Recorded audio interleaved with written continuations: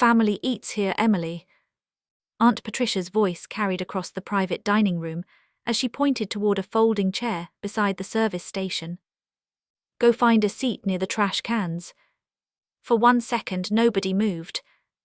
Emily Carter stood at the end of the long table, still holding the wrapped anniversary gift she had brought for the family reunion. Every proper chair was occupied, though 2 cousins had handbags resting on empty seats beside them. A few relatives laughed under their breath. Emily looked from the white tablecloths and crystal glasses to the lonely chair squeezed between a cart of dirty dishes and 2 black waste bins.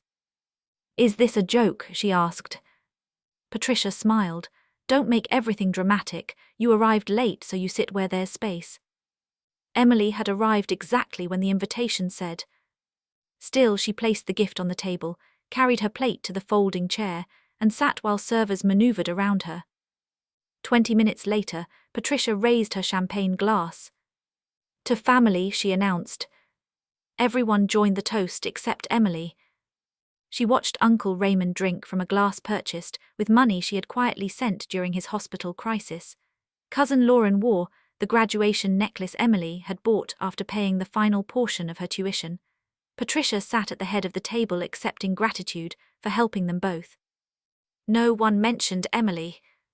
When dessert arrived, a waiter approached Patricia with a leather folder. Patricia barely glanced at it before pointing toward the service station. She handles these things. The waiter turned and walked directly to Emily. He placed the folder beside her teacup. Inside was a bill for *3, 450 ***. The room fell silent. Lauren leaned toward another cousin and whispered, She'll pay, she always does. Patricia folded her arms. Well, Emily, don't keep the waiter standing there. Emily studied the total, then looked at the relatives who had refused to save her a seat but had apparently saved the entire bill for her. She lifted her tea and took 1 slow sip. Then she closed the folder and slid it back. The waiter didn't look surprised. Instead, he lowered his voice. Would you like me to deliver your message to the event manager? Emily met his eyes. Yes. As he walked away, Patricia's smile vanished. Because for the first time that evening, she realized the waiter wasn't asking Emily for payment. He was asking for permission. The waiter disappeared through the dining room doors without taking the leather folder. A puzzled silence settled over the table. Patricia was the first to recover. She gave a dismissive laugh and cut into her cheesecake. Oh, honestly, Emily, if you're trying to make some grand statement, it's falling a little flat. A few relatives chuckled, relieved someone had broken the tension. Emily simply rested both hands around her teacup. She wasn't interested in performing. She was waiting. Patricia shook her head dramatically. You've always loved attention. Everyone knows you'll pay eventually, you always do. Emily looked across the table without answering. For years, those same words had followed every family gathering. Emily will handle it. Emily doesn't mind. She's doing well financially. None of them ever asked. They simply expected. Her thoughts drifted back several years. Cousin Lauren had nearly dropped out of college after losing a scholarship. Patricia had called Emily in tears. If she can't finish school, it'll ruin her future. Emily wired the tuition the same afternoon. At graduation, Patricia stood proudly in front of the entire family. We all pulled together to make this happen. Emily's name wasn't mentioned once. Another memory surfaced. Uncle Raymond had needed emergency surgery. Patricia claimed insurance delays had left them desperate. Emily emptied part of her savings without hesitation. Weeks later, Raymond hugged Patricia during a family barbecue. I don't know what we'd have done without you. Patricia accepted every word. Emily stood beside the grill carrying drinks. Invisible again. That was the pattern. She paid. Patricia accepted the praise. Everyone else accepted the story. Not because they hated Emily, because believing Patricia was easier than asking uncomfortable questions. Emily slowly looked around the private dining room. Nothing about tonight was really about money. The chair beside the trash bins, the family toast without her, the expectation she'd quietly pay thousands of dollars after being humiliated. It all served one purpose: to remind everyone exactly where Patricia believed Emily belonged. Useful, generous. Outside the circle, across the room, the waiter spoke quietly with the restaurant manager. The manager glanced toward Emily. His expression changed almost immediately. He nodded once, then started walking toward the family's table before another employee intercepted him with a brief whisper. The manager paused, listened carefully, then altered his path and disappeared through a nearby office door. Emily noticed. She didn't react. Patricia leaned back confidently. "You know," she announced loudly enough for neighboring tables to hear, "some people should remember who gave them a place in this family." Several relatives awkwardly nodded. Nobody challenged her. Emily lowered her eyes for only a moment. Then she reached into her handbag. Patricia smirked. "There it is." She assumed Emily was finally taking out her credit card. Instead, Emily removed a neatly folded cream-colored envelope. It was thick, carefully sealed. She placed it quietly beside her untouched dessert. No logos, no handwriting visible. Just one envelope she had carried into the restaurant before anyone else arrived. Lauren frowned. "What's in that?" Emily smiled politely. "You'll know when the time is right." The answer unsettled Patricia far more than an argument would have. Before anyone could ask another question, footsteps approached. The restaurant manager stopped beside Emily's chair. He straightened his jacket, offered a respectful smile, and addressed her first.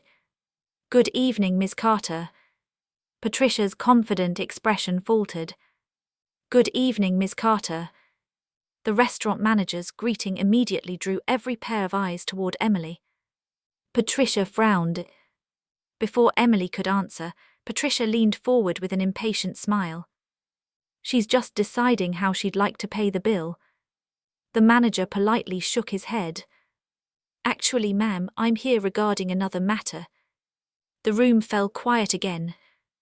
Emily rose slightly from her folding chair, not fully standing, just enough to return the manager's greeting. "Good evening." He nodded respectfully. "I apologize for interrupting your dinner, but would now be an appropriate time to discuss the documents you requested." Emily glanced around the table. "Not quite yet." "I understand." The manager gave a small nod, prepared to leave. Patricia stopped him. "Excuse me." Her voice was noticeably sharper. "What documents?" The manager hesitated. "I'm afraid that's a private matter." Patricia gave a short laugh. "Private, we're family." Emily answered before the manager could. "Some conversations are better handled after dessert." The calmness in her voice irritated Patricia even more. "What exactly are you trying to prove?" Emily didn't respond. Instead, she took another sip of her tea. The silence forced Patricia to continue speaking. "You've made everyone uncomfortable over a restaurant bill." Emily looked up. "No, Patricia. This dinner became uncomfortable long before the bill arrived." Several relatives quietly lowered their eyes. No one argued, because everyone knew she was right. The manager remained beside the table. He neither interrupted nor left. He simply waited. Patricia pointed toward the leather folder still resting near Emily's plate. "If she refuses to pay, then tell us now." The manager answered carefully. "The bill is only one matter." His words landed like a stone. "Only one matter." Lauren exchanged a worried glance with Uncle Raymond. "What does that mean?" No one had an answer. Emily picked up the cream-colored envelope she had placed beside her dessert. She carefully opened the flap. Inside were several neatly organized documents. She read only the first page. Satisfied, she slid everything back inside and resealed the envelope. Not a single person at the table caught more than a glimpse. Patricia's curiosity quickly turned into uneasiness. "What are you hiding?" Emily calmly placed the envelope back beside her plate. "I'm hiding nothing." "Then let us see it." "When it's time." The refusal only deepened everyone's uncertainty. Trying to regain control, Patricia addressed the entire table. "I've organized every reunion for 15 years. She gestured proudly around the elegant private dining room. "I've handled every reservation, every payment arrangement, every family event." Several relatives nodded automatically. Those words had become part of Patricia's identity. She was the organizer, the decision-maker, the one everyone relied on. The manager listened quietly. Then he spoke. "Mrs. Bennet." Patricia smiled, expecting support. Instead he finished. "That's exactly why we need to speak." Her smile disappeared. For the first time that evening, even neighboring diners seemed aware something unusual was unfolding. Conversation throughout the private room softened. Every member of the Carter family watched the manager. Then another restaurant employee appeared. He carried a thick black portfolio secured with metal clasps. Unlike an ordinary folder, this one looked formal. "Official." The employee stopped beside the manager and handed it over without saying a word. The manager accepted it carefully.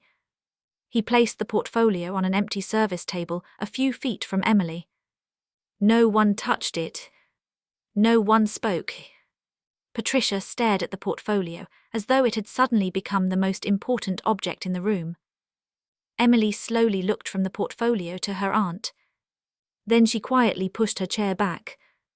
The scraping of Emily's folding chair across the polished floor echoed through the private dining room.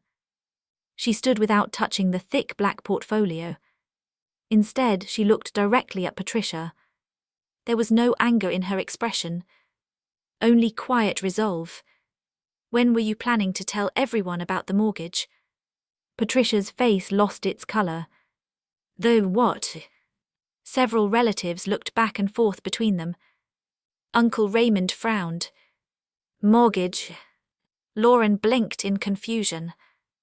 "I thought the restaurant had been paid off years ago." Patricia recovered quickly enough to force a laugh. "I don't know what she's talking about." Emily held her gaze. "You do." The room became still. Emily didn't raise her voice. She didn't accuse. She simply spoke one fact at a time. This property nearly entered foreclosure several months ago. A gasp escaped someone near the end of the table. Patricia immediately shook her head. "That's ridiculous. I already handled everything." Emily answered just as calmly. "Public records say otherwise." The confidence in Patricia's posture began to crack. For the first time all evening, she had no prepared speech. Several younger cousins instinctively reached for their phones. "What address is this place under?" one whispered. Another quietly searched county property records. No one was joking anymore. The atmosphere around the table had completely changed. This was no longer about a dinner bill. It was about something much bigger. Uncle Raymond slowly cleared his throat. There was something. Every head turned toward him. He looked embarrassed. "A few months ago, Patricia asked if I could loan her some money." Patricia immediately interrupted. "That was unrelated." Raymond continued anyway. "She said there was temporary paperwork with the property. I never said anything because she promised it would be settled within days." Emily said nothing. She simply allowed the words to settle over the room. One piece fit another. Then another. Relatives began exchanging uncertain looks. Patricia folded her arms. So now everyone believes this. Emily answered quietly. I wanted you to tell them. Patricia scoffed. There was nothing to tell. Emily finally revealed another piece. Months ago, I started receiving calls from the bank. Patricia's eyes widened. Emily continued. My late mother's name was still connected to part of the original ownership records. Several relatives looked genuinely surprised. Most of them hadn't even known Emily's mother had once held an ownership interest connected to the property. I assumed there had been some mistake, Emily said. So I asked for the documents. She paused. I discovered the loan payments had stopped. No one interrupted. I could have walked away. I could have let the foreclosure happen. I could have allowed everyone to find out through a public notice. Instead, she looked around the table. I chose not to. Lauren whispered. Why? Emily answered honestly. Because I didn't want this family humiliated. Those words landed harder than any accusation. Patricia's composure finally broke. She's twisting everything. She doesn't know what she's talking about. The outburst echoed through the dining room. Several nearby guests turned toward the private room. Emily didn't respond immediately. Instead, she walked to the service table. She rested one hand on the thick black portfolio. Still, she didn't open it. She looked at Patricia one final time. Then toward the restaurant manager. I'm ready. The manager gave a slow, respectful nod. Every relative watched in complete silence as Emily unclasped the first metal fastener and lifted the cover. Emily opened the portfolio with steady hands. Inside were neatly organized legal documents, payment records, certified notices, and copies of property filings. She removed the first page and placed it gently on the table. I didn't bring these here to embarrass anyone, she said. I brought them because this should have been explained months ago. No one spoke. Even Patricia remained silent. Emily looked around the table before continuing. Several months ago, the mortgage on this restaurant stopped being paid. Patricia finally found her voice. That's none of their business. It became everyone's business, Emily replied calmly, when the property was days away from foreclosure. A murmur swept through the family. Lauren covered her mouth. Uncle Raymond slowly leaned back in his chair. Emily continued.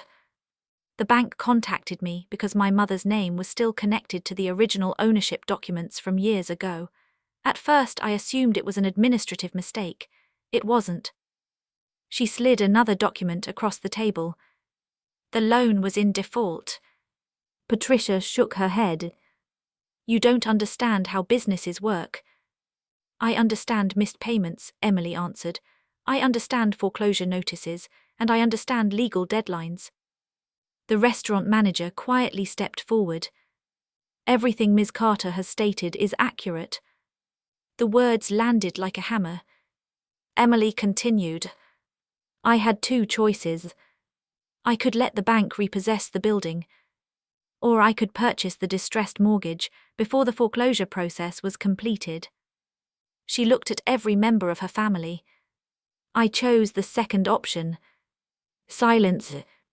No one had expected those words. Lauren blinked. You've bought the mortgage. Emily nodded. Using my own savings and investment income. Another document slid onto the table.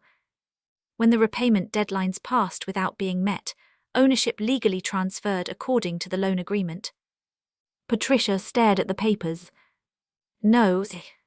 Her voice barely rose above a whisper. No, that's impossible. It isn't, the manager said respectfully. The transfer was completed several weeks ago. Emily folded her hands. I never announced it because I hoped you would tell everyone the truth yourself. Patricia looked away.